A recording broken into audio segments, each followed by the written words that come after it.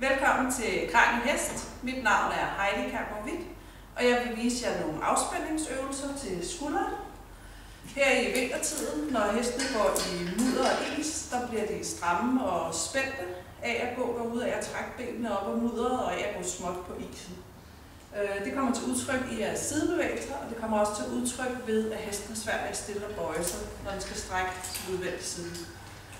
Jeg vil vise jer nogle strækøvelser, hvordan I kan hjælpe jeres hest.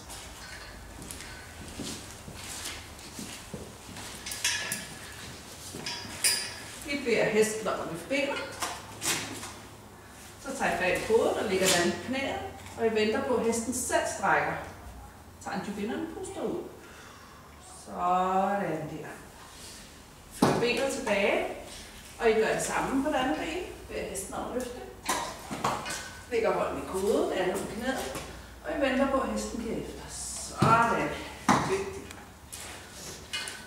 I gør I så gentagne gange, 3 gange på hver ben, før I skal ud og ride, og I kan også gøre det efter I har redet.